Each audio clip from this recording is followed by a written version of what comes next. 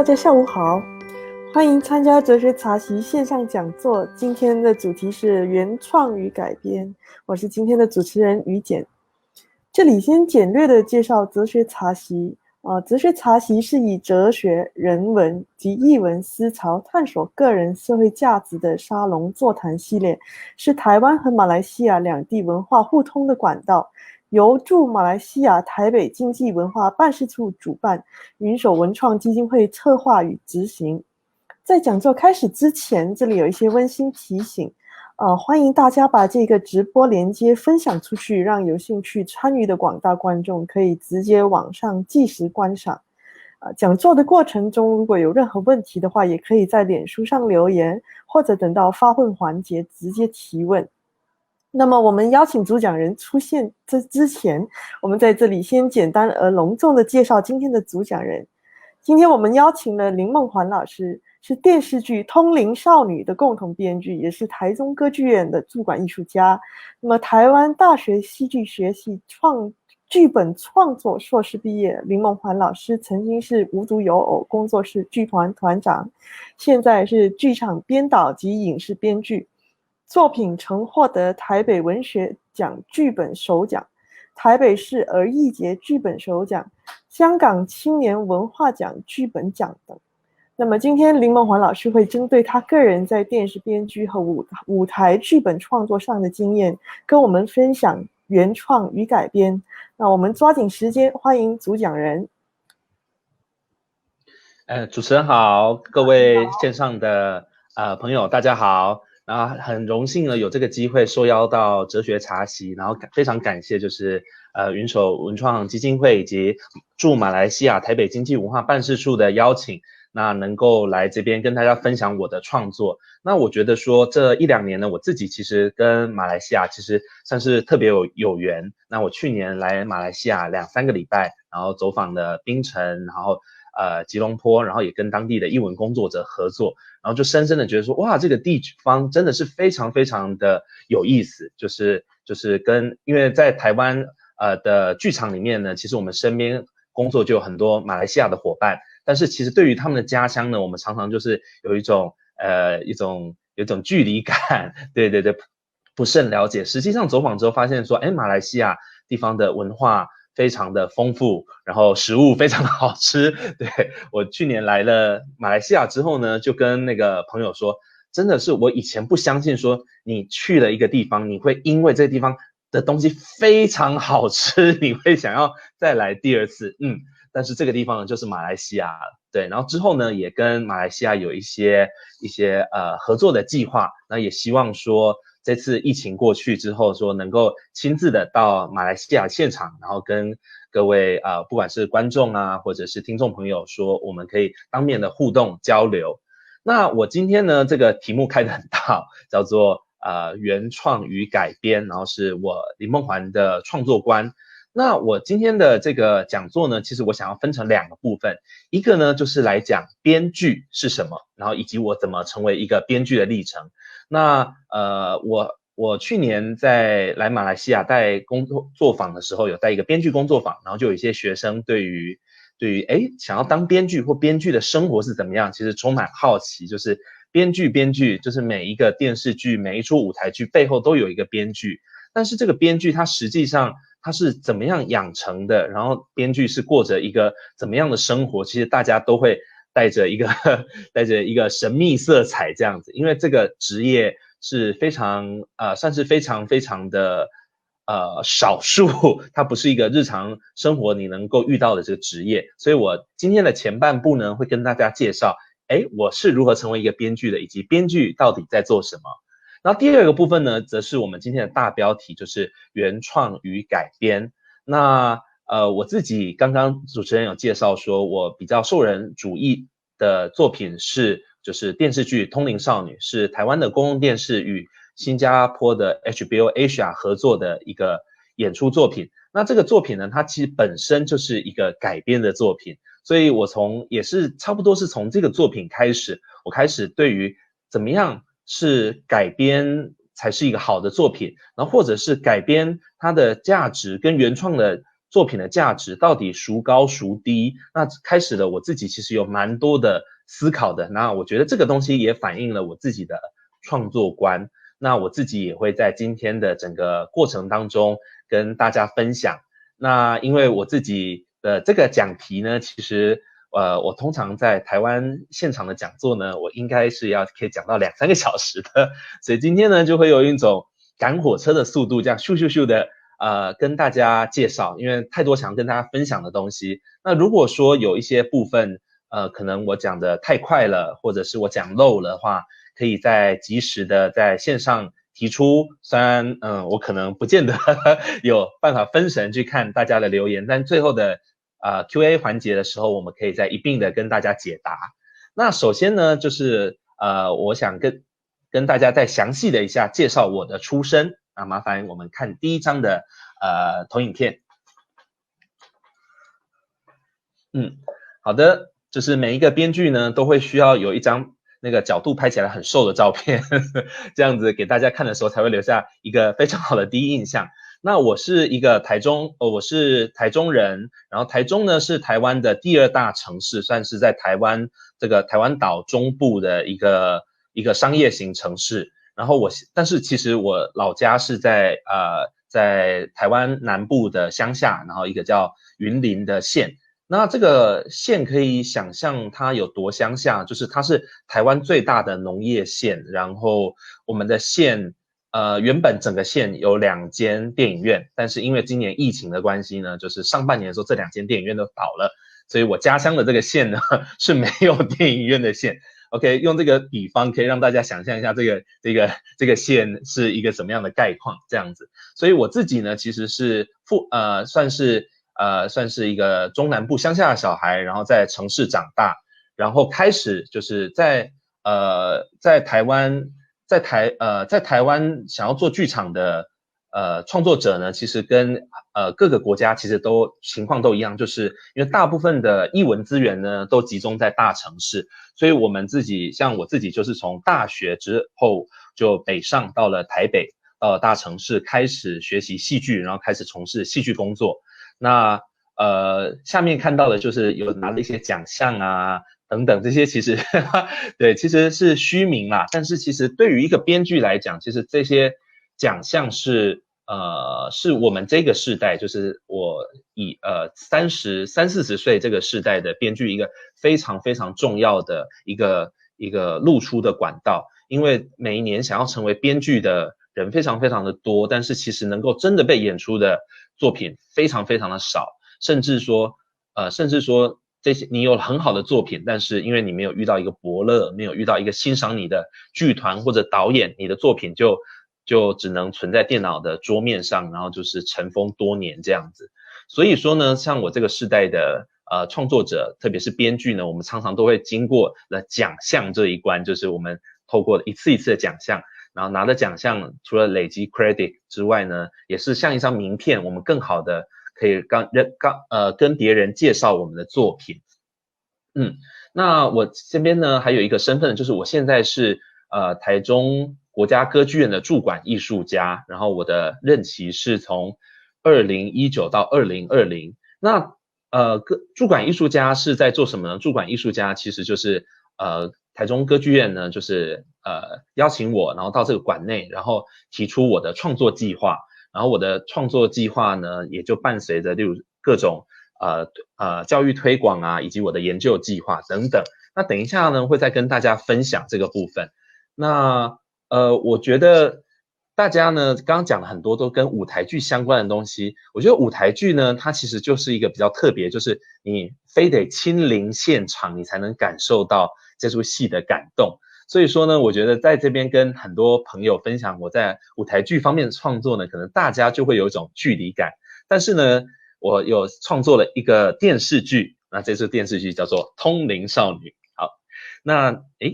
大家如果已经忘记了形象的话，我们可以看下一张透明片。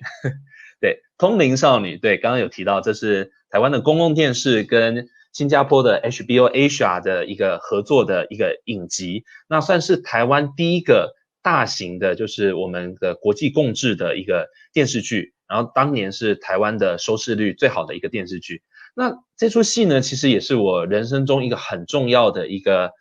转捩点吧。因为说刚刚有提到说舞台剧你就是非得到现场才能观看，所以它其实地域限制很强。我可能在台北的舞台剧我已经上演过很多很多出，但是因为刚好我没有带着我的作品回到我的老家，回到我的云林乡下看，所以说我的云林乡下的亲戚们，其实我到了城市工作10年之后，我已经工作了10年，然后我舞台剧工作也非常上手之后，他们还是不知道我在做什么。对，因为舞台剧对于就是乡下工作的人来讲，其实是很有距离感的一个表演一个娱乐形式吧。那然后所以说呢，就是有一阵子呢，就其实很不喜欢就是那种回乡下老家，因为他们呢就是回去的时候呢，他们就会用怜悯的眼神看着你，然后就问你说，那个梦环啊，你要不要找份正当的工作啊？你找份正当的工作呢，这样子你让你爸妈比较不会担心啊什么的。然后我自己就会点头说是，但心里面其实就非常生气，因为我自己其实在台北工作非常累，就是因为剧场就是一个非常工时非常长的一个工作，然后每天累得像狗一样，然后在亲戚眼里面我像是一个无业游民一般这样子。对，所以就一直以来就是他们其实都不知道我在做什么。但是呢，当我开始就是因缘际会开始写了电视剧，写了第1出、第2出，那《通灵少女》就是我的第2出电视剧。那从我的戏在电视上播出之后，就发现那个乡下亲戚，那个逢年过节回去，乡下亲戚看你的表情都不一样了。然后以前是那种怜悯的眼神，现在看着你就会说，那个梦华你很棒我有看你写那个什么什么少女啦，那个就好可爱嘞，你什么时候要当李安？对，就是这个其实就是一方面是很开心，就是我乡下的亲戚终于知道我不是无业游民了。然后再来呢，其实也是觉得那这个影视这个媒体，它的确是一个跟剧场完全不一样，它传播力非常非常的强。那不但乡下亲戚从这一出电视剧开始播之后知道我在做什么，那这几年的工作，不管去中国、去日本，然后在新加坡、马来西亚，都会突然碰到有人说，我听说你是通灵少女的编剧，我有看这出戏然后跑来跟我相认。那我觉得这个东西其实蛮有感触的，就是这些人其实我们在不同的国度其实素昧平生，但是透过了作品呢，他们就好像已经稍微对我有所认识，然后我们也因为这出戏的关系有了一些第一个话题，然后甚至搭起了我们友情的桥梁。那我觉得这个就是我后来也很享受影视创作的一个原因。但是对我来讲，其实剧场还是有一个无可取代性，就像是我现在呢是对着镜头跟大家分享我的创作，但是如果说今天呢我能够在现场，然后大家坐在台下，然后我可以看着大家的眼睛讲出我的故事的话，我觉得那种人与人之间的接触其实是无可取代的。那这也是我觉得剧场一个让我难以割舍的价值。所以我现在其实虽然说要维生的话，影视的编剧的费用是比剧场好很多，但是我自己其实对于剧场人与人接触的这件事情，其实是我最为感动的地方，所以我还是持续的把我很多很多的心力放在我舞台剧的创作里面。好，那我们看下一张透明片。那我的创作呢，其实是横跨了各种主题，就是有我比较个人创作的，像是家庭剧，就是比较黑暗啊、人性挖掘的戏剧，然后就像《野良犬之家》，然后这边看到《嫁妆一牛车》呢，则是一个台湾文学改编的，是一个全部以台语演出的一个乡土的作品，然后以及《地球自卫队》。那这一系列的是一个科幻剧，就是它是一个3部曲呢，就是在台湾剧场也是我们在做科幻戏剧的尝试，就是大家都觉得说科幻好像只能做在影视啊，做在动漫，但是我自己因为喜欢剧场，那我自己的老师也教导我的就是，剧场其实什么故事都可以说，但是就是考验编剧的能力，看你可以把这个故事怎么样说得好。对，只是这样子口头描述，大家可能比较难想象说，这些舞台剧实际演出来看起来是一个什么样子的感觉。那我这边有快速的剪辑了几个我作品的片段，然后先跟大家分享一下。那等一下大家也可以，就是虽然没有办法亲临现场看我的舞台剧，可能也会对我的创作有一些初步的印象。好，那个刚刚大家看到的这3个我自己的作品的剪辑呢，为什么选择这3部呢？第一部《嫁妆一牛车》呢，因为它是在2018年的时候，我的这个编剧作品呢，它入围了台湾的一个舞台剧的奖项，就是台新艺术奖，它是年度10大表演艺术作品。然后再来第2个呢，是同期时间是我第2个在日本发表的舞台剧，然后以及《野良犬之家》算是我现在演出最多次的一个舞台剧的剧本。那就是它总共被制作了6次，被进行了6次制作，然后在有一个日语的翻译的版本，然后这出戏的华语的版本呢，也在去年的时候到新加坡演出，算是我比较代表性的作品。那这些就我觉得编剧很有趣的，就是以前都会觉得说，舞台剧好像就是只能就是演出之后就在自己限定了自己的城市、自己家乡，但是其实慢慢就会发现说，一个作品如果说它被观众喜爱了，它有它自己的质量，它甚至可以带着你去旅行这样子。对，我以前没有想过说，我的作品有一天可以翻译成日文，然后在日本演出，然后甚至在美国发表，然后在新加坡发表等等。所以其实我觉得创作其实是很有可能的。那编剧这是要给刚刚有看到那个留言板里面有一些人说成为编剧是他的梦想之一，就是常常很多编剧就会觉得自己其实选择了这个职业之后就会非常非常的封闭，因为大部分的时候其实就是一个文字的工作者这样子。但是因为戏剧它其实需要跟人与人接触，所以我后来就会觉得说我在做这些创作的时候，反而是有时候是这些已经完成的作品就会带着我去旅行，然后带我去认识更多的人。那我如何开始成为一个编剧的呢？那就从刚刚大家这张图已经秀了一段时间，大家应该会有一点点好奇说这张图到底是什么。对，我小时候呢，就是我小时候应该是我整个编剧的历程呢，其实要从我小时候讲起这样子。那我小时候呢，应该是在所有大人眼中就是那种非常非常好带的那种小孩，就是你只要丢一本故事书给我，或者丢一张图画纸给我，那我就可以画图，然后很安静，这样我也不会吵这样子。那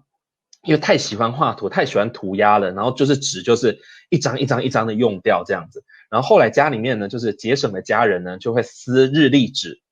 给我画。然后平常呢，应该都是画日历纸，就是没有印数字，空白的那一面。但是呢，小时候的我不知道哪里来的灵感，然后就是把它翻过来，然后是用有数字的那一面，然后就开始涂鸦，然后画创作。对，这个的我觉得画日历纸最大的好处是我永远知道这张图是几岁的时候什么时候画的。对，就民国83年1994年的时候画的一张图，这样硕果仅存的一张。那我觉得其实我不太记得我小时候为什么会画这张图，但是我觉得它这张图里面就有我自己长大之后看就觉得好像其实应该是那种有点像是纸上扮家家酒，因为我小时候就很喜欢玩玩具，玩布娃娃或者玩乐高，然后就是会边讲故事，然后边讲故事边玩玩具。那我觉得它这个应该像是那种纸上的那个扮家家酒，过家家，然后就是我自己就是边想了一个旅程，然后就画了这个主角，然后经历了一站又一站，一站又一站，然后就是上天下地，还有海底世界等等。所以我觉得我从小呢其实就会有一个特质，就是我很爱想象。然后我自己其实有一个很强烈想要表达的欲望，就是我有故事，那我就会想要把它表现出来，不管是玩玩具的时候，就是边演边讲，或者是像画图一样，就算是画张图，好像也都在陈述一个故事。那我小时候呢，其实这样讲起来说，哇，这个这个孩子好像就是一个很特别，天生就要当创作者的人，但没有，我小时候呢，其实也是一个跟大家一样很沉迷看动漫的一个小孩。其中影响我很深很深的一部作品呢，就是那个大家应该很熟悉的，就是哆啦 A 梦小叮当。好，我们下一张这样，好的，下一张投影片，谢谢，好，那哆啦 A 梦呢，是我小时候非常非常喜欢的动画。我小时候那时候的翻译是还叫小叮当的年代，就是我是一个非常爱看卡通的小孩，就是放学呢回家，就是在那个时候的台湾的中华电视台华视呢，我们大概就是5点到7点，就是一个播放卡通的时间这样子。那我就是那种放学回家就立刻书包一丢就要开始看卡通的那种小孩，然后谁跟我抢那个电视遥控器啊，我就会跟他拼命，因为我太喜欢看卡通了。然后呢，尤其特别喜欢的就是那个哆啦 A 梦，因为哆啦 A 梦很可爱，然后就是故事充满了想象力这样子。那看久了之后啊，你知道就会有种心痒痒的，心痒痒就是想说就很不甘心，就是只是看那个录影带看电视播的哆啦 A 梦，就会开始在想说我这么喜欢他，我好想要用它来讲我自己的故事哦就是我很想要讲属于自己的哆啦 A 梦的故事。那于是呢就是我就开始，因为从小刚刚看我很喜欢画图，然后我就开始那个就把哆啦 A 梦的故事东拼西凑，大长篇啊短篇啊，然后就是其实都是抄袭就是因为一个国小1、2年级的小朋友，你哪会想什么故事，你哪会编故事，所以说其实就是东拼西凑的，然后把哆啦 A 梦的故事拼起来。但是这样子东拼西凑拼起来之后呢，我也画了个30页的东西呢对，我觉得这个算是我很早期的一个开始探索创作的过程。因为我后来长大之后才听到一种说法，就是大家会说其实创作的开始其实是模仿，就是因为我们在透过模仿的过程，我们会学习到各种技巧，然后在这个过程中也会找到说我们自己到底想要表现的是什么，或者我们拥有的资源或者能力到哪里。对，那我在国小2年级的时候呢，就画了一个30页的我自己的版本的哆啦 A 梦。然后虽然很羞耻，决定分享给大家看。对，那时候呢，看那个国小2年级，其实会的国字、会的汉字还不多，但是就是硬是要查字典，然后每个字都要用国字写，因为在那个买来的漫画书上的那个都是写国字的，然后感觉国字比较正式，比较厉害。然后我们可以看到这些故事，都有一种似曾相识的影子，好像是从哪一个篇章这样东抄西抄来的。对，那我画了这个哆啦 A 梦之后呢，就非常非常的自恋自以为是的。那我不只是很多人自己这种写的小说啊，画了图啊，就很害羞啊，然后就会藏在那个抽屉里面不敢给人家看。但我自己呢，就是很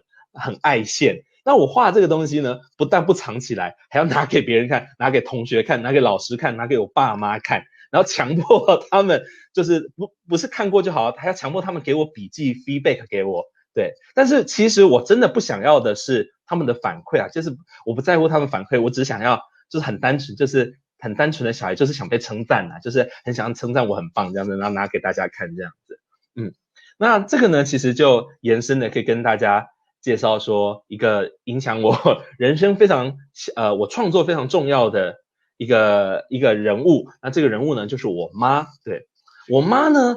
无论从方方面面说起来，她其实都是一个非常非常伟大的女人，非常了不起的女人这样子。对，那怎么说呢？就是例如说，如果各位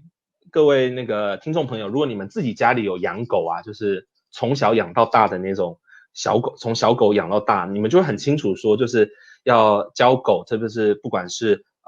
握手啊，或者是吃东西啊，甚至是躺下啊等等，其实这些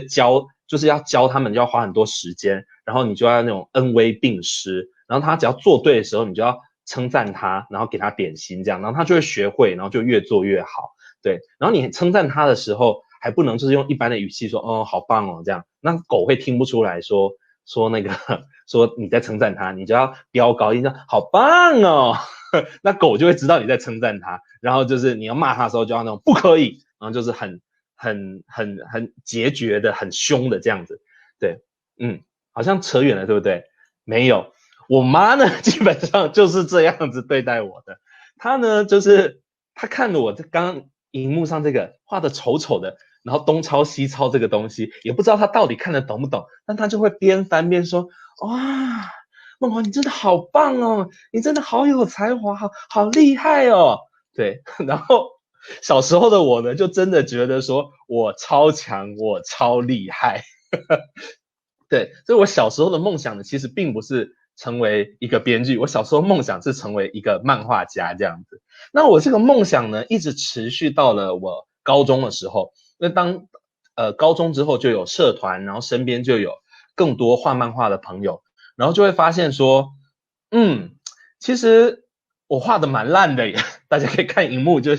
可以想象一下，其实我真的不是画的很好的人。对，那我觉得主要的原因是因为就像刚刚就是第一章的那个我自己小时候的涂鸦一样，其实我比较享受的是说故事的这个过程，只是表现的方法是用画图而已。所以就是很多人他们认真想要画漫画的人，他们一张图可能就是8个小时、10个小时在那边慢慢的精雕细琢，可是我就会没有耐心，就欧北佩佩的，然后就过去，因为就会很想要把接下来的故事赶快讲出来。所以我就一直有图都画不好的这个问题这样子。对，但好险就是因为就是刚刚提到的家母，就是我妈，她就是一个作文老师这样子，所以我从小其实就具备了一个写作的能力。所以后来就发现，好像用文字表现一个故事，好像是我比较能够掌握的，更胜于我就是慢慢的画图这样子。对，所以这就是一个缘起吧，就是我自己内在呢，其实一直有一个想要说故事的冲动，但是我一开始呢是想说，我很喜欢画图，因为画图很快乐，那就用图画来表现我的故事，但是就会遇到了瓶颈，就是因为你任何创作基本上呢，你都必须先满足了技术的层面，不管是画图的技术，或者是文字的技术，它这个技术就像是门槛，就是如果你想要当一名大厨，你首先第一件事情就是你要把食物弄熟嘛，一样的道理这样子。所以说其实我觉得这个东西就会变成是因为在文字上我蹲马步的时间比较久，它就变成了我比较好掌握的一个工具，也会变成我后来在想说我要不要成为创作者的时候，那我应该要思考我要成为一个用文字说故事的人。那用文字说故事的人，大家第一个会想到的就是那你去当小说家好了。对，但是我那时候也是这样想，不过呢就很幸运的，我在我高中要考大学的时候呢，就是申请学校的时候呢，我的国文老师就阻止我填中文系这个志愿这样子，然后他觉得说，我的个性比较跟中文系那种中文系的人比较有气质啦，我比较不是那个路线的，然后加上因为我自己其实很喜欢说故事，但是也跟刚刚画图的状态一样，就是其实我的国文不是很好，对，作文分数都不是拿很高，就是那个文言文啊什么，其实我也很头痛这样子。对，喜欢是喜欢，但都没有办法很好的把它记下来，所以老师就觉得你很喜欢说故事，你又有点爱现，那要不要去读戏剧系？对，然后呢，因此呢，我就是这样阴错阳差的，从想要当一个漫画家，然后当小说家，然后就进入了一个戏剧的世界。好，我们下一章这样。那我就开始在大学之后呢，就开始做舞台剧创作。那我一开始呢是先做导演，因为就是其实也是同样一个问题嘛，就是那个马步没有蹲好，所以文字的功力就有点差，写出来的东西也不是太好。然后当导演就哇太棒了，就是已经有一个现成的剧本，然后我还可以指挥大家去做各式各样的调度啊，然后我要告诉你怎么演，你就必须怎么演，然后灯光要怎么打，然后设计就必须去完成。那我自己其实蛮享受当导演这个过程的，对。但是呢，其实就是就是导演别人的作品导久了就会觉得说，为什么一直在说别人的故事？那在我大学的那个年代，2000年出头的时候，台湾其实最大宗的演出其实都还是演西洋剧本、美国的剧本或欧洲的剧本，然后翻译成华语之后，然后我们进行演出，所以就会想说，为什么我们一天到晚在演外国人的故事，然后很想要演自己土地上的故事，然后就找就是自己身边找得到的华语剧本，其实数量就没有那么多。然后也会觉得说，大家的这些人的剧本有趣是有趣，但是生命经验其实还是跟我自己有差，然后就会有一个很强的一个欲望，就是我想要写自己的作品。那就后来呢，其实就开始尝试当编剧。那我的第一个正式成功的作品，就大家刚刚有看到的《野良犬之家》，他拿了台北文学奖的首奖。那这个剧本呢，特别，我觉得对我自己有一个代表性是，因为那时候呢，我就是一个大学刚毕业的，刚毕业的中南部的人。那其实为什么要特别提这件事情呢？就是因为大学毕业，如果想要留在台北是一个很重大的选择，因为台北的房租很贵，然后生活费也很贵，所以如果你要留在台北的话，你就要想办法养活你自己。所以我那时候呢就去一个剧团上班，然后就是做行政啊、打杂的业务，然后就常常就会觉得说啊，好郁闷啊，这样子，我不是应该要当一个艺术家吗？我不是应该要当一个创作者吗？但是我却每天都在打观众问卷啊，在回信啊，做表格啊这样子，然后超擅长。但是这个东西跟我自己内心想要创作、想要说故事的这件事情，其实本质上是冲突的。所以呢，我就是用下班的时间，然后在办公室，有时候会待到半夜，待到比较晚，然后就一点一滴的把我自己觉得一个年轻人刚入社会的那种彷徨，然后写成了一个舞台剧的剧本，然后就顺利得奖了。它也变成了是我很重要的一张名片，就是我其实是凭借着这个作品呢，我开始让剧场的人知道我，然后演出也非常成功，就是符宏征导演的这个版本呢，就是也有入围的有提名的台新奖，然后也是有评价非常非常的好这样子。所以呢，我开始就是变成说，我变成可以慢慢的一步一步的靠着剧场，然后养活我自己，就是靠写剧本。那其实一开始并没有想很多，就是想要努力的在一个城市里面生存下来，就是一直写。但是一回头呢，发现我过了30岁，过了35岁，身边写剧本的人，怎么都不见了？然后数来数去，写剧本的人可能剩3-5个人还在写剧本。对，就是其实就是面对了，其实年纪开始渐长之后，就会发现其实要靠着创作为生，的确比较辛苦的。那我刚好是很幸运的跨过了这个生存的门槛，然后就是这样子，就是这样继续我的创作。那开始创作之后呢，其实一开始也是会很犹豫说，我写了一个舞台剧的作品，然后每次都是要么就是人家委托我，然后就是像一个命题作文一样，然后要么就是我自己写好一个剧本呢，到时候我就要不断的去推荐给剧团、给导演，然后去碰运气，看能不能够演出。这种生活真的非常非常折腾。那我就跟大家分享一个经历，这样子算是一个励志的故事啦。这样，那我们就看下一张。那这出戏呢，大家刚刚有看到了一个简短的片段，然后这出戏叫《同妻时间》，那基本上它是写一个同志的故事。那如果大家对于台湾的时事稍微有了解的话，其实台湾在 LGBT 的这个议题上面呢，其实台湾是开发的比较早，然后也是剧场跟社会大众比较能够接受，也常谈论的一个话题这样子。那这出戏首演是2018年，但是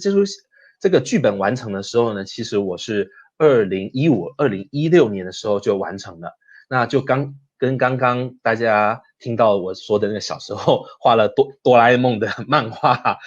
的那个状况一样，就是我写好这个剧本之后，就觉得说哇太棒了，我又写了一个杰作，然后很希望被演出来这样子。对，然后呢就想说好，那我就去先给了一些身边的剧团啊，合作过的剧团啊，编剧啊，不是编剧，导演啊看，然后想说大家应该会觉得这作品很棒，然后就立刻要把钱掏出来要做这部戏。没有，对，就是没有人要做这出戏。那我就想说，你们这些不识货的家伙。然后我就把这个剧本拿去参加比赛，就想说 ，OK， 我第一个被演出的作品，它是参加比赛，然后胜出，然后得到演出机会的。那我就再去参加比赛，参加一个比赛落选，想说，这个评审可能跟我不合，痛不合。然后再来就是去参加第二个比赛，然后落选，就想说，对，可能是有哪里不好吧，然后就改一改剧本，然后再送第三个比赛，然后送第三个比赛还是落选之后就打击很大，就会想说，天哪，我该不会是江郎才尽了吧？所以我觉得我自己这几年写过最好的一个剧本，然后竟然没有人青睐这样子，然后比赛也没有得等，然后就想说算了，那这个剧本大概是这个剧本不好吧，然后看着20出头的年轻编剧一直冒出头，然后就会想说，那还是说我就改行去卖鸡排，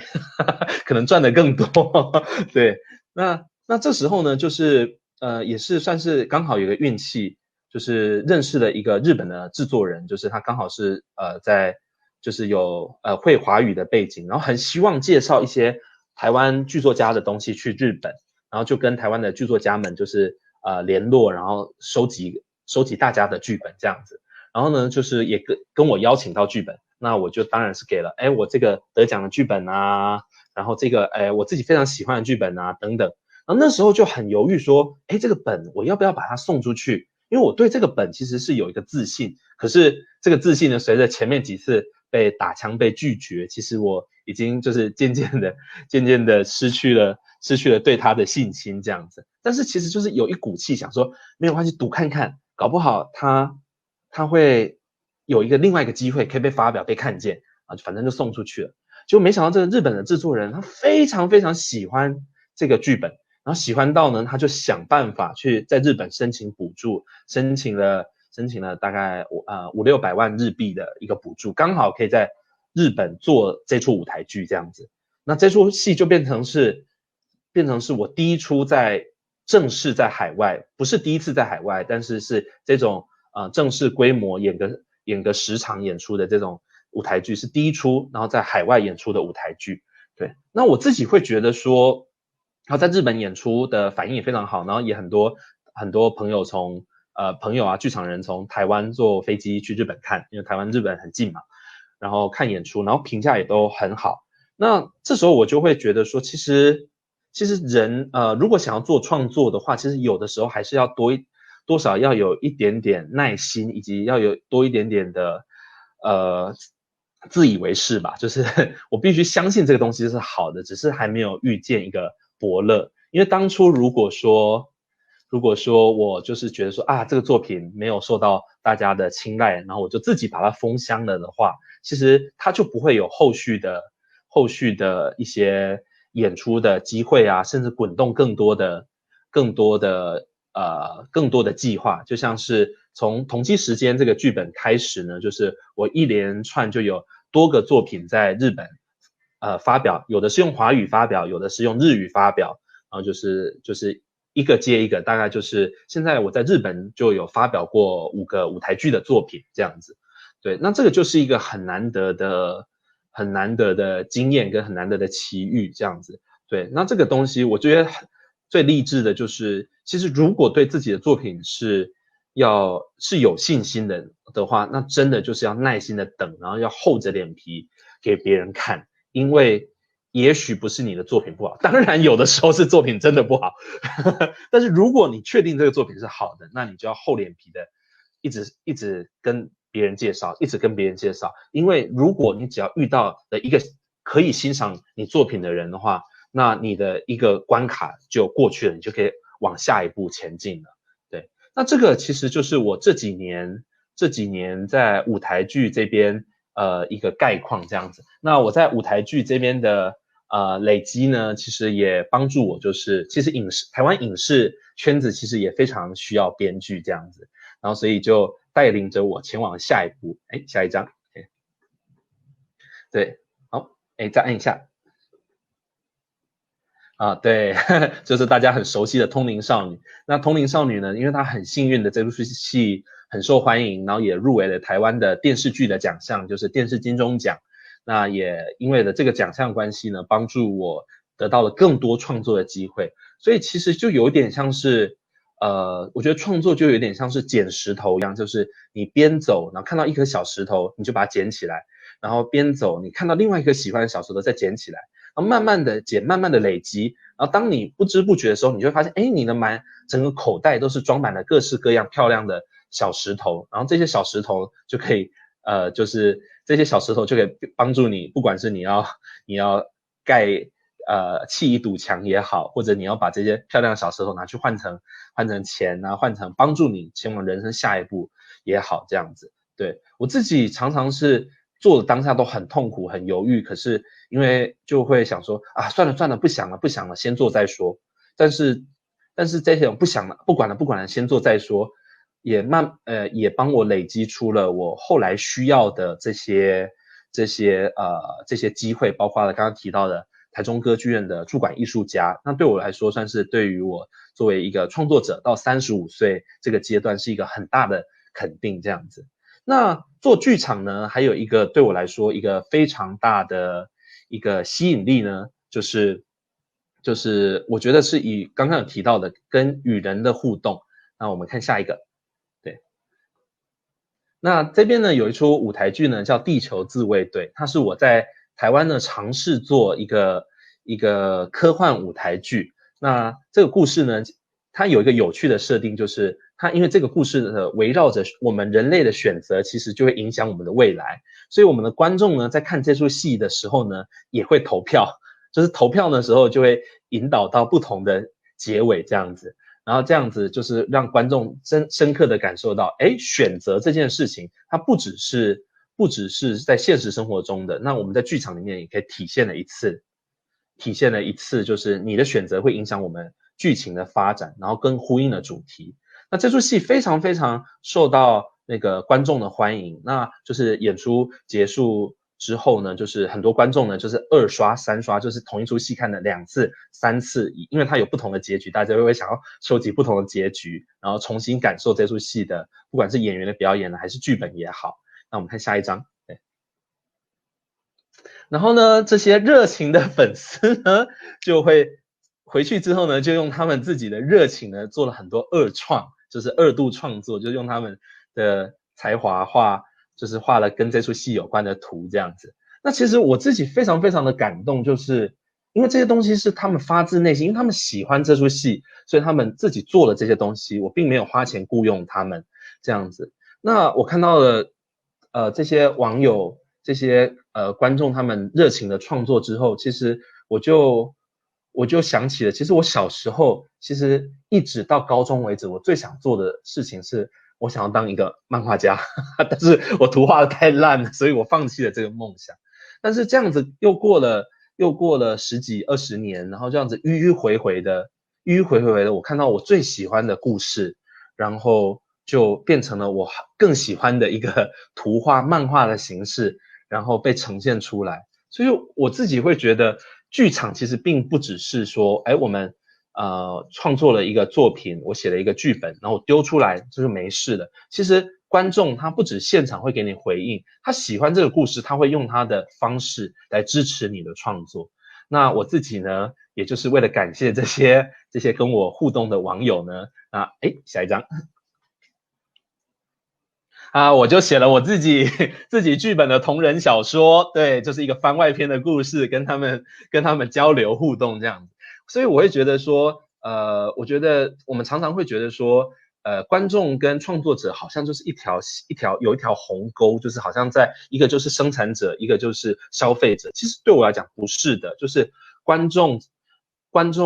其实很多时候其实也是在帮助创作者思考说什么东西是对我们来说最重要的，然后我们想要做出一个什么样的作品才能够让观众开心，然后我们自己也满足这样子。对，那这个呢，大概就是我能够持续当剧场编剧到今天一个很重要的原因这样子。因为我不只是不断的掏空，我并不是说不断的写，就是只是在掏空我自己。那我在剧场，然后我在观众身上呢，其实我也得到了非常非常多的养分。那这些养分呢，其实也就是支持着我继续走下去的一个很强很强的动力这样子。那刚刚讲到这里呢，其实就是算是我让大家介绍我怎么样成为一个编剧。那我们接下来呢，我就想跟大家分享一下我们的题目。今天呢，讲到这里，大家可能已经忘记我们今天的题目是原创与改编这样子。那在开始讲这个之前呢，就是第一个就是想大家可以把这个问题放在心里，什么是原创？为什么要原创？那其实我刚刚其实已经有讲到，就是我们看下一章。那我觉得什么是原创？原创就是这个东西呢，它是从你自己内在而来的。虽然你可能有受到了一些启发，有些灵感，你今天家里发生了一件事情，或者你看了一个小说，让你有无限的想象力延伸开展，但这个东西呢，基本上是你自己内在跑出来的一个故事，一个想法，还有反映了你个人的美学。那这个东西就是一个原创的东西。那我刚刚就有跟大家介绍了《野良犬之家》，那这个故事呢，它其实有点黑暗，有点幽暗，但是其实就是反映了我当时在上班的时候，我心情就是一个菜鸟新鲜人，然后刚上班在职场的时候很不快乐的那个心情这样子。那为什么要做原创？我觉得要做原创没有别的原因，就是我们有一个故事想说，然后这个故事并不是现在已经存有的故事，它不是罗密欧朱丽叶，它不是那个哈姆雷特，它是一个我想要说的故事，我非得要我自己用全新的方式把它讲出来，所以我们必须做原创这样子。那因为在其他故事里面，我们就觉得跟我真的想要说的好像就隔了一层纱一样，有点损失，所以我们就是真的要做原创的作品这样子。对，那我觉得原创的作品呢，其实对我来说是一个很大的享受，很大的快乐。因为刚刚有提到嘛，就是我刚进入职场的时候，我是在剧团做行政，然后我做了4年这样。下一章这样。那我在待的剧团呢是一个儿童剧团，所以我原本呢就是因为我小时候并没有看戏的经验这样子，所以不像有现在一些孩子，他们其实长大的过程中，家长就很有心的会带他们去看儿童戏剧啊，让他们培养一些艺术涵养等等。我没有，我是长大成为大人之后才开始接触儿童戏剧，然后就发现说，这个世界好棒哦，这个世界充满了想象力这样子。那原本的，因为大部分的舞台剧要么就是很写实的，要么就是很实验的。那其实我自己因为刚刚就有介绍说我很喜欢看动漫啊，这些很充满想象力的故事，我就很难想象说一个我们在台湾的剧场很常见的都会爱情剧，就突然有一个魔法师出现啊，有一条龙飞出来啊，这太奇怪了啊。对，那所以说反而在儿童剧这边呢，那我就找到了一个我抒发我想象力的一个出口。那像这出戏呢，叫做小杰的魔法时光弹，是台北市儿艺节的首奖的作品，然后是我自己编剧、我自己导演的一出舞台剧这样子。那这个戏呢，其实的缘起呢，其实有一个有趣的小故事，就是在前一年呢，其实我就有去看了儿艺节的另外一个演出，然后也是蛮大的团，然后做了一个在中山堂，就是一个将近1000人的剧场做了一个大规模的演出这样子。那出戏呢，就是就我觉得非常前面的铺陈等等都非常非常好，但是到了结尾的时候呢，就突然有一拍吓坏我了，就是这故事里面的父子呢，他们陷入了危机，然后就是完全无法挣脱的一个悲惨的处境，然后这时候戏已经快要结束了，然后这编剧呢，这出戏的编剧他选择怎么结束这出戏呢？大家一定意想不到这样子，这出戏的编剧呢，他让这对父子唱了一首亲情万岁的歌，然后就打败了魔王，然后他们就获得了胜利，就解决了他们所有的危机这样子。那我就非常非常的生气这样子，因为我会觉得说太便宜行事了。那我觉得他太需要大团圆这件事来留下来完成这个故事。但是其实我们知道的，有的时候我们在成长过程中，我们难免会遇到一些残缺啊，或者是一些阻碍啊。我觉得这些东西其实也是很适合放成一个儿童剧的命题的。对，所以我就想说，好，那我要写出儿童剧，就是这出戏的爸爸妈妈在这出戏里面都会死掉，然后这个故事里面的姐弟呢，他们就会经历了这段冲击之后，然后努力的找到他们一个继续活下去的一个动力。听起来很黑暗啊，对。但是这出戏呢，演出的时候反应非常非常的好，这样子，因为台湾我们这几年呢，其实就一直会在讲一个东西叫生命教育，这样子，就是我们生命当中呢，其实不只是有美好的事情，那我们其实也是要学会去面对的这些，不管是残缺的啊、失去的啊、痛苦的这些生命经验等等。那这出戏呢，其实就是把一个有喷火龙的奇幻故事跟这个生命教育的意涵结合在一起之后呈现。对，那这个其实也是我觉得作为一个原创者才有办法做到的事情，就是我们对于其他作品，也许或者对于社会现况，也许我们有一些不满，然后我们就可以用一个原创的方式，然后编一个为这个时代、为我们的目标观众量身打造的故事。那这个故事呢，如果说我们说的好的话，它甚至是可以影响一代的人，一个世代的人。对，所以这也是虽然是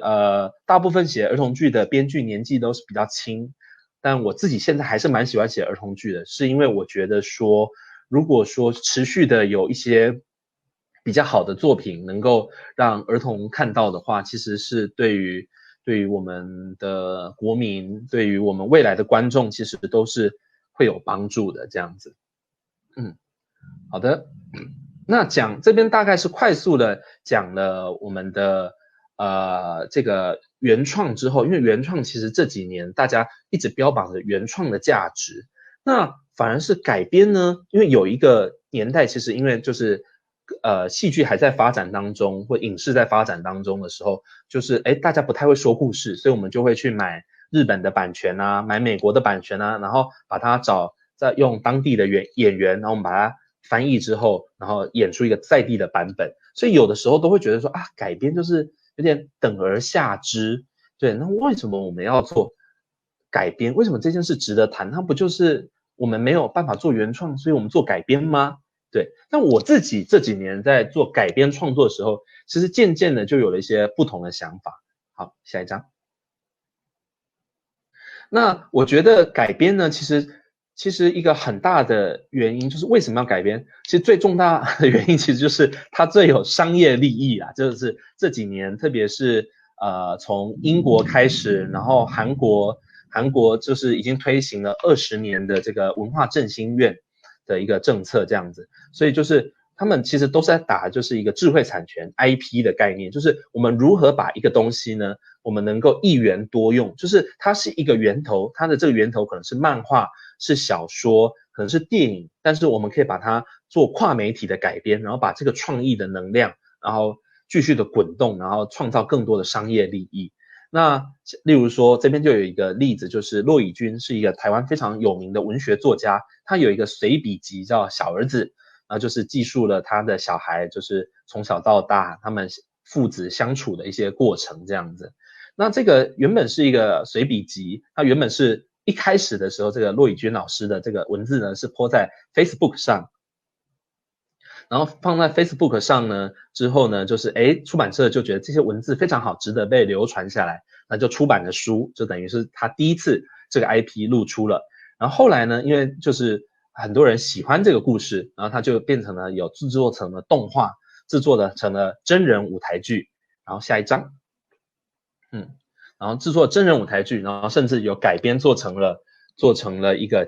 一个儿童音乐剧，然后这个小儿子报告沙发有黑洞，就是为什么特别提，因为这是我编剧的作品，这样子也有交到我手上来。你看，就是一个作品，它原本是一本书，然后它最后可以变成动画，变成给大人看的舞台剧，给小朋友看的舞台剧，它还发行了绘本跟 CD 等等，它就变成是它可以接触到更多的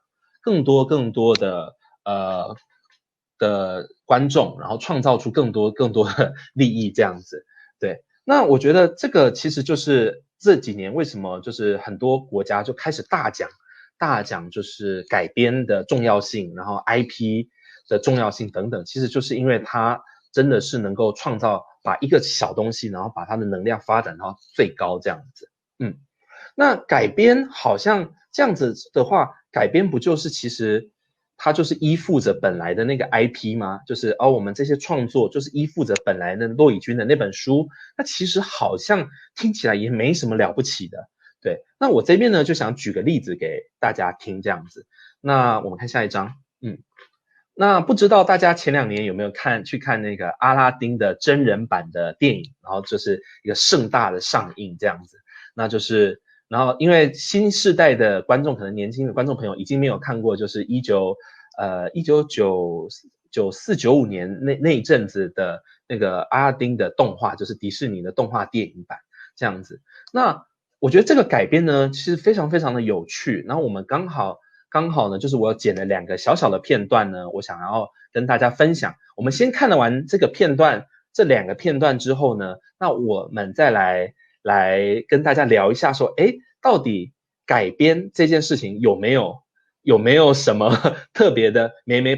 就是有没有特别什么的诀窍需要我们注意的。好，那这个段落呢，我们可以在这个90年代阿拉丁的动画电影的版本呢，我们看到一个非常浪漫的场景，就是这个阿拉丁他邀请了公主，然后搭上他的魔毯，然后他们去这个夜里面去发现这个新世界。然后我们在这个新世界的过程当中，我们可以看到他们是完全展现了动画这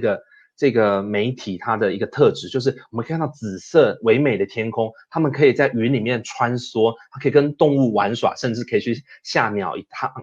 跳这样子。然后他们也可以就是日行千里这样子，你看他们从一个中东出发，然后最远可以飞到中国这样子。哇，那这个已经是那个波音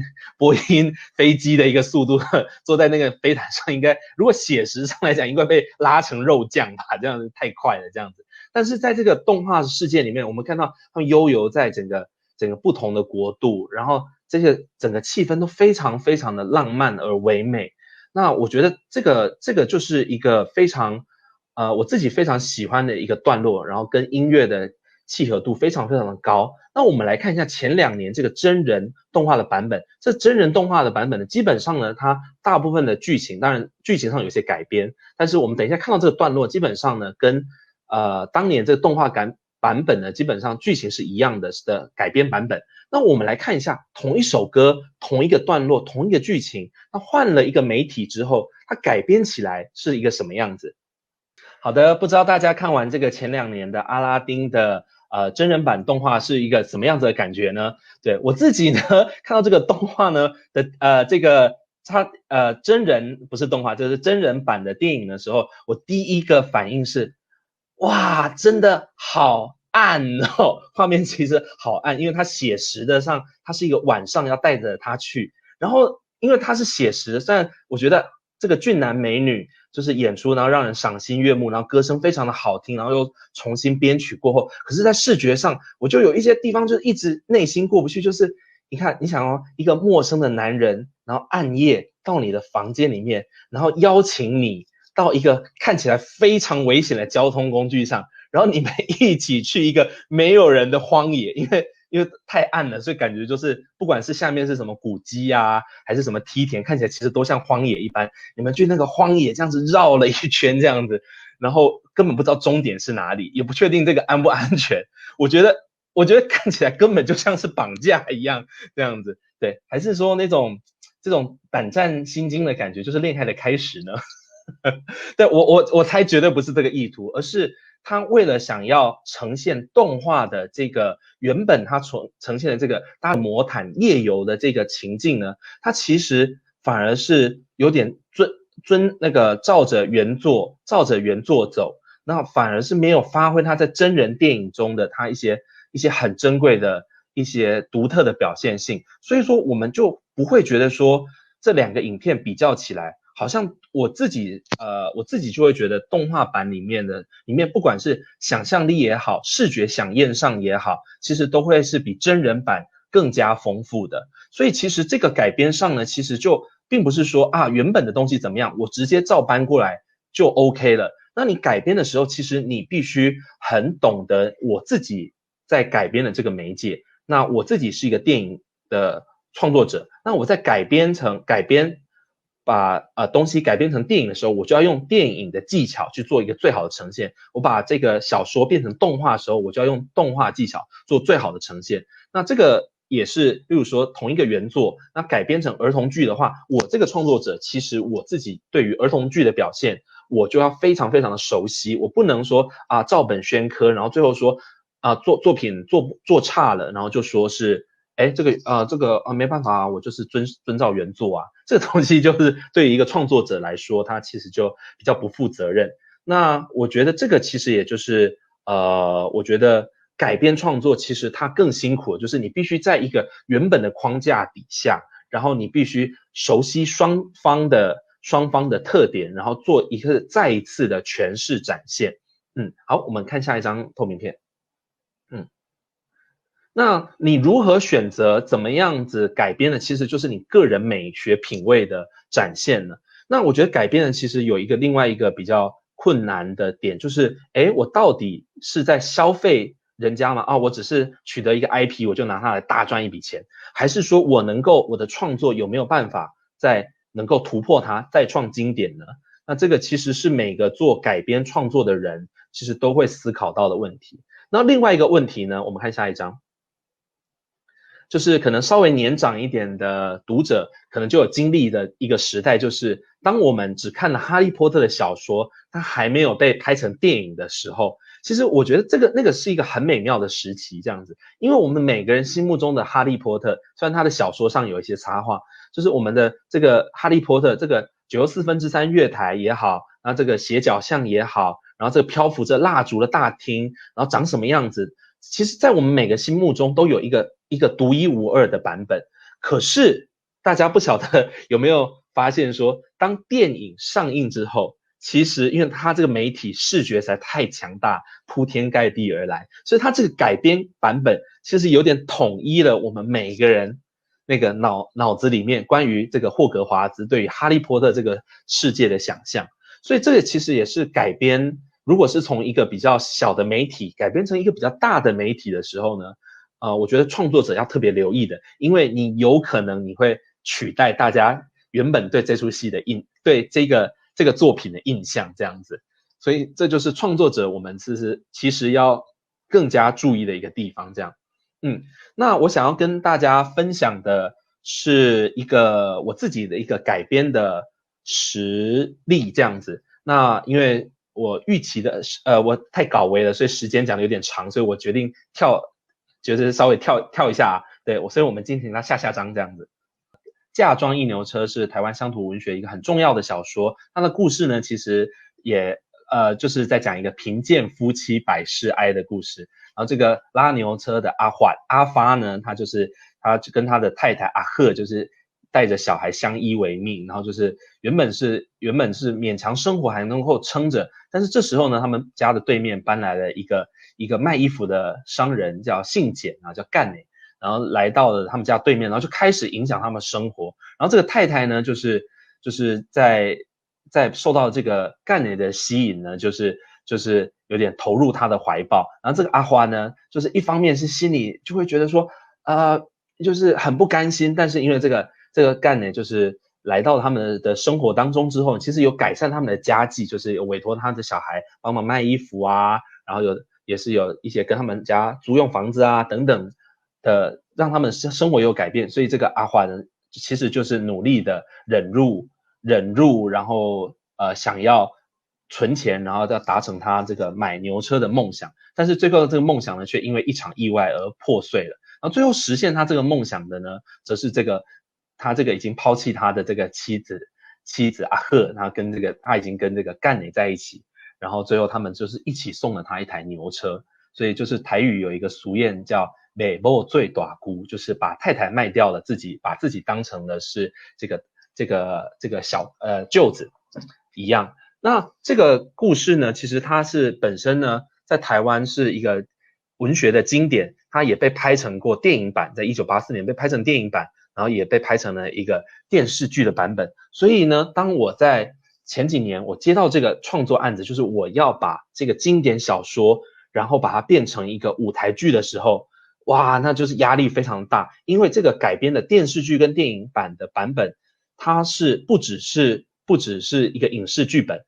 已经成熟的影视剧本，而且这个剧本还是这个原作者王真和先生他自己写的啊！天哪，我要怎么写才有办法能够突破这个原作呢？那其实这就逼得我开始思考，为什么我们要在当代讲一个50年代发生的故事？好，那我们看下一章。对，那我最后呢就决定说，好，那我就把小说跟剧本都当成我的原作，里面有什么东西呢，我就全部抓来用。那我们看下一章，那这个就是给大家看一下说，诶，它在大家的其中一边呢是它的剧本的版本，一边是它的这个小说的版本。我们看到说，其实这个作者很有趣的是，他自己在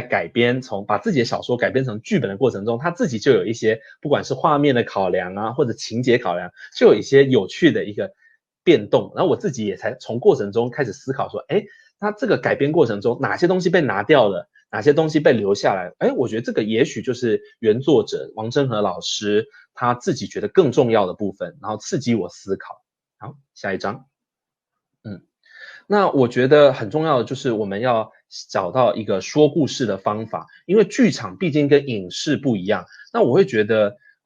嫁妆一牛车这个戏它很乡土，但是我们全部搬在舞台上，就是照着电视剧那样子演吗？那也太无聊了吧。所以我自己就有思考说，诶，那我们这出戏其实它可以有点现代风格，然后我们可以有一个说书人来带着我们来看这个故事，那同时也可以把一些小说的质地带进我们这个演出里面。好，我们看下一章。对，那再来就是我觉得我们开始在改编的这个过程中呢，我们就必须思考到这出戏它到底跟我们现代的观众有什么关系？如果没有关系的话，那这出戏其实它就是一个我们在展示一个过去的时代，它跟我们现代其实是不会有互动的，不会有连结的。于是我自己呢，就是觉得说，诶，它里面的人物在一个痛苦的状态中，还是努力求生。我觉得这个东西是这出戏一个共通的主题。那这个主题我觉得很适合变成是一个当代的诠释，因为台湾不管是在一个国际的状况底下啊，或者是在一个现在的都市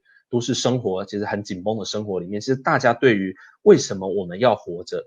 如果这么痛苦的话，我们何不就了结了就算了呢？那我们活着是为了什么这件事？那有了这个观点之后呢，我觉得我突然对这出戏有一个施力点了。好，再来下一章。再来就是在故事中阿赫她就是一个满口脏话，那个爱赌博又红杏出墙的女子，那看起来就是一个负面形象的人。但是我自己在看这个戏的时候，我突然觉得这个女生她跟我自己原本想的，跟我觉得我看到这个女生的另外一面，因为说这个女生她从在古时早些年代的乡村里面，就是一个女人她其实是没有办法决定自己的命运，就是在家的时候就听父亲的，听哥哥的，然后出嫁了之后就是听先生的，听小孩的，她没有为自己的人生做过任何一个决定，做出一个选择。所以说我觉得这个点突然让我思考到说，那阿赫他这个看起来红杏出墙好像是不对的，但是这个却是他人生中唯一一件他自己选择的事情。其实我觉得以现代女性的观点来讲的话，它是一个非常非常前进的一个概念，所以它也会变成是我决定这出戏跟之前王真和老师的自己的改编版本比较起来，我决定我要给这个阿赫这个女性角色她更多的关怀，那也是然后更多的关怀，然后用她的角度来讲说她一个女性她如何把自己变得很剽悍，然后在男性的世界里面生存。那这样子讲，其实大家比较难想象说，那这个改编幅度到底会差多少？那我们就快速的看一个电视剧的版本，的版本，然后再看我自己在舞台上改编的版本，我们来看一下这两者有什么差异，这样子。好的，我们在这个台视的这个电视剧的版本呢，我们会看到这个阿赫跟这个干人他们就是有点像是，因为金钱跟利益跟肉体欲望的吸引，所以两个人就干柴沟通烈火，然后就是一发不可收拾这样子。那我自己会觉得说，这样子这个我自己不太满足，我觉得大家会。我自己觉得大家对这个阿赫这个角色，其实因为他做了这些事情，他其实我们就会给他一个负面的评价。那我自己的改编版本呢，我想要从这个阿赫他的心理出发。那等一下呢，就可以跟大家分享的就是我一个剪辑过后的我自己改编的段落。然后因为是全部是讲台语的，所以我这边快速的跟大家讲一下这个段落发生了什么事情。就是这个阿赫呢，他自己就是对于生活其实有很多的不满，因为他其实没有为自己的人生做过任何的选择，然后看到那个出嫁的队伍，然后想说就是自己的当年其实也不是这么风光的出嫁，然后自己的后代可能也无法这么风光的娶妻子，然后就觉得非常的落寞。这时候呢，这个干呢就是来找他，然后约他去看电影，然后是作为平常就是照顾他的感谢。然后呢，看完电影，在这个电影当中呢，这个《野玫瑰之恋》电影当中呢，这个阿赫看到了，从电影中看到了另外一种人生的可能性，就是这个女主角这个那个葛兰的卡门的这个段落里面呢，她就是感受到说，原来女性有另外一种生存的方式。然后呢，在这个跟这个干内的互动当中呢，她其实也对他渐渐有好感，虽然一开始的时候内心还是有很多道德的枷锁，但是他最后勇敢的跨出了一步，然后跟着这个男生在一起。那我们现在来看一下这个演出的段落。好的，这就是我在嫁妆一牛车舞台剧的改编的版本。我们会看到说，跟刚刚电视剧的版本其实非常非常的不一样，因为我自己打从心里并不觉得说阿赫她一个粗俗的乡下的女人，她就注定是一个要被贴上一个坏女人的标签。她其实也有她自己的成长过程、心路历程等等。那因为刚刚的影片是整个我们的舞台演出呢是用台语演出的，所以对于如果说听不懂福建话的朋友可能就会更辛苦了这样子。那其实这也回应到了就是剧场我们在创作其实我们也是在反映当下的时事，那语言也是。那因为台湾自己刚刚就说，其实乡土文学其实是为了就是有点反映说我们自己土地的声音。那台湾其实到了这个世代，因为我们过去政府的语言政策，到了现代，其实20-30岁的年轻人他只剩下2成3成的人，其实我们有办法用自己的母语，自己的不管是客家话还是台语讲跟沟通这样子。所以说其实我们自己在做这个创作的时候，我们使用母语做创作本身其实也是另外一个我们改编上一个很重大的意义。毕竟嫁妆一牛车第一次改编的电影版本是全部讲国语的因为在那个时代的语言政策底下。所以其实我觉得改编或者原创其实最重要就是你的观点是什么，就是你为什么要在这个时代讲这个故事，以及你的切入观点是什么，你对哪一个角色你自己有特别的感情，特别的怜悯，或者是你有一个特别想要赋予它新时代的意义。我觉得这个东西是我们改编的作品，它可以跳脱说我们是附属于原作，而我们可以赋予它一个新的生命的一个最重大的关键。对，那回过头来到底是要改编还是要原创呢？其实最终其实就是你想要说一个什么样子的故事。那我这几年呢，其实发现说我不只可以透过原创来说我自己想说的故事。那我其实透过改编，在这个改编的过程中，我其实像是刚刚提到的，这个对于女性，嫁妆银牛车里面对于女性的关照，其实原作者王真和老师他已经有埋了一些伏笔在这个作品当中，我只是发现了这些伏笔，然后把它抽起来，再加以强化这样子。所以我觉得这样子，你赋予了自己独特的个性、观点、观察到了一个改编作品里面的时候，你这作品它就拥有了一个独一无二的灵魂。那这个独一无二的灵魂呢，就让你这个作品它可以跟别人的改编作品就有了一个非常非常不一样的面貌。那我自己很享受原创的作品创作，我自己也很享受改编作品，因为对我来讲说，对我一个编剧来讲，其实就是能够好好的把一个故事说出来，然后讲给越多的人听，其实就是一个最大最大的一个开心，最大最大的幸福这样子。那我今天的讲座分享就是原创与改编呢，就是先到这边，然后就是谢谢大家，有点超过了一点时间，然后就是可能这样子会吃掉了一些跟大家互动的机会这样子。那不晓得各位听众朋友或者主持人刚刚有没有在脸书上有帮我收集到一些问题，然后我可以在这边用最后的时间跟大家分享。是的哦，那非常感谢老师今天跟我们做这个非常丰富的、精彩的分享。那么巧，其实昨天我刚刚跟一些朋友也是在聊这个作家和翻译、作曲和编曲，所以这原创和改编这不同的角色，然后它是不是属于就是翻译会不会是属于二度创作就好像我们做改编这样的一个状态。这里我们有一个观众朋友就发了一个问题，就是他说：“老师您好，我有一个疑问，我是表演专业的学生，那学校对我们表演专业的训练是希望学生可以具备编导和演的能力。那我曾经在改编剧本和小说上遇到很大的难题，我就请教过一个当编剧的朋友，他就跟我说，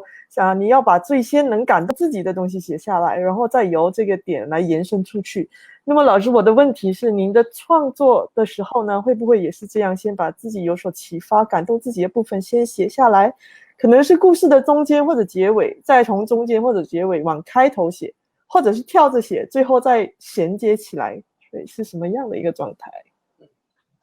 我觉得这位发问者的朋友非常的专业。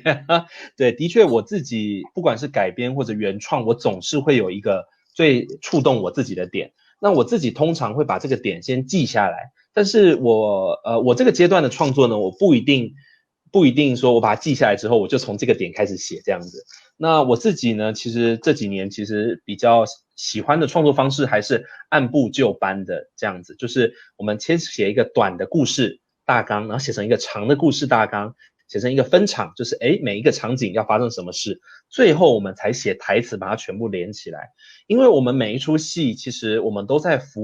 每一出戏我们的目标就是结尾最让大家惊喜的那个结尾，或结尾带给大家最后的感动，所以它其实就是变成是我们必须先有一张蓝图，那我们才能开始来盖这个房子。如果我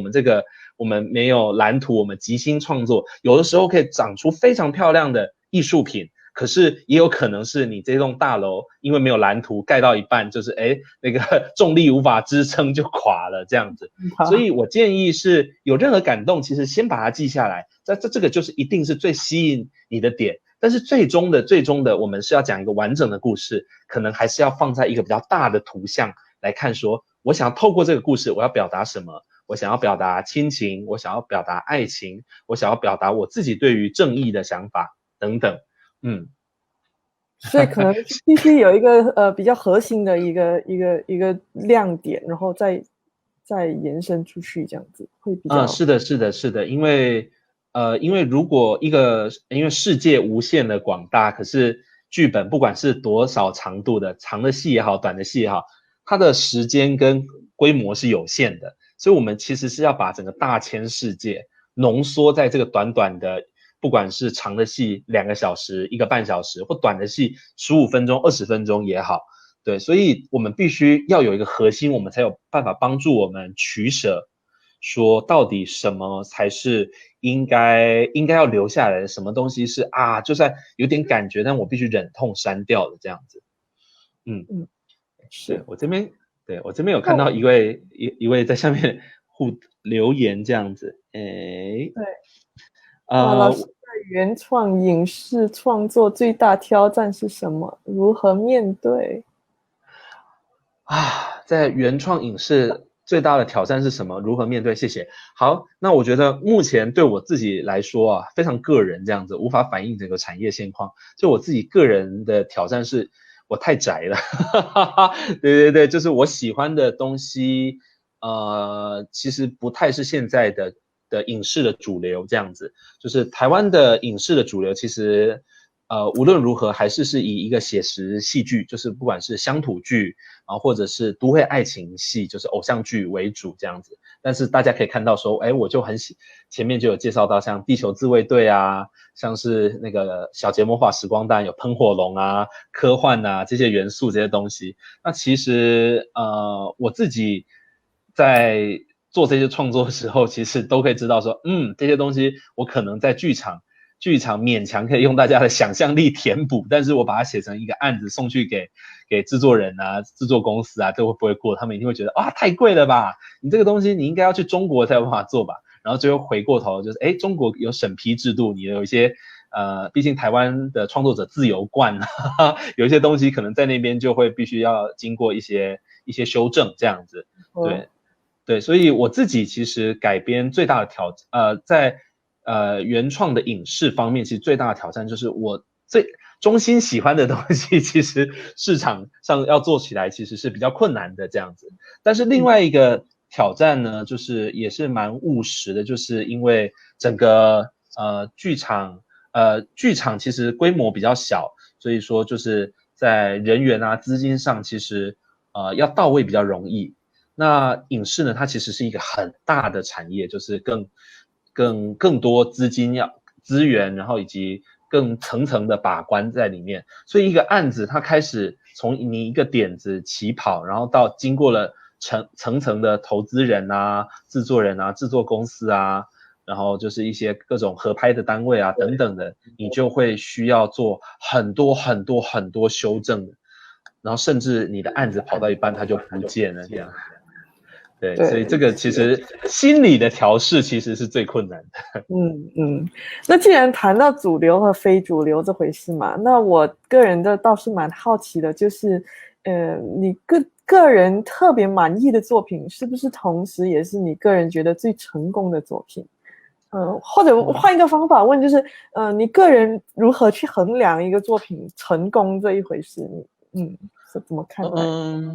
我觉得成功分成2个部分，一个是内在的，就是我觉得这个作品我很明确的感受到我自己突破了某些我自己困难的关卡，就是因为写久了就会有一些写作惯性嘛，就是我这样子写就会大家都会喜欢会过关，所以就会依赖这个惯性。但是其实有的时候自己发现之后就会想要突破，所以一种的成就感来源是我突破了我的惯性。那另外一种的成就感的来源呢，则是获得大家的认同，是外部的，例如说不管是奖项也好啊，或者是商业票房很好啊等等，这些其实是不同的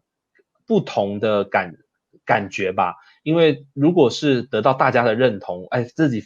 当然会非常的开心这样子。但是同时我也会知道说，其实一出戏的成就不只是我自己一个人，而是整个剧组、演员、导演、设计老师们全部加进来的。所以并不是我一个人特别突出的成就，然后就完成了这个作品，而是大家一起努力的成果。所以相较之下，我自己会觉得自己观看自己的作品，然后发现自己的突破的这个部分呢，其实是我自己会更有成就感的，因为我知道说这个东西是我只有我自己陪伴我自己度过了这个难关，然后我成功了，那我可以往下一步去了这样子。对，那我这个应该是我觉得特别这几年工作下来特别的感受吧。好像刚才就有提到你的作品这个同期时间啊，它就是有一些波折，然后投了好几次，然后最后就是经过这个耐心等待，然后最后其实缘分就在日本，对吗？所以像这样子，就是因为艺术工作者就是有特别多不确定性，尤其就是这种独立的艺术工作者是特别多不确定性。那你本身曾经经历过这种比较迷惘的时段吗？那你是如何度过这样的一些坎？我到现在都还很迷惘。对对对，也是一天到晚在想要不要转行这样子。但是就是其实刚刚前面有分享的，就是因为我自己是一个在北漂台湾自己岛上北漂的青年这样子，所以我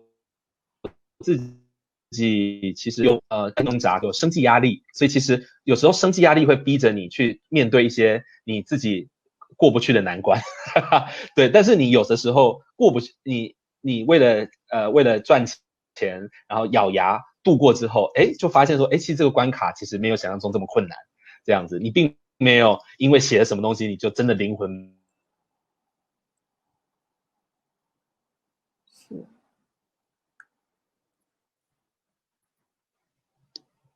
好，我自己还是是让事情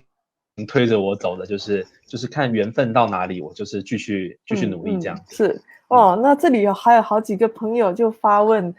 你认为改编可以挂名编剧吗？改编一定要挂名编剧，不挂名编剧的话会犯法。对，智慧财产权里面改编，其实你只要把你的产出放在里面，你就一定要挂名这样子。当然，除非你们有一些特殊的协议，就是你是一个影子作家这样子，你是完全代笔的那一种，那是另当别论，不然是一定要挂名的这样子。对。那还有一个就是你是编剧也是导演，那么身为编剧，你可以给其他导演在导你的作品的时候有多大的自由去修剪你的作品？好，谢谢国文问的这个问题。就是我自己，因为我自己当导演的时候，我是热爱改人家的剧本。所以我自作孽不可活，所以任何人要改我的剧本，我是没有意见的。因为最终导演必须为作品负责，所以导演如果你有强烈的理由，当然我希望你能够在事前先说服我。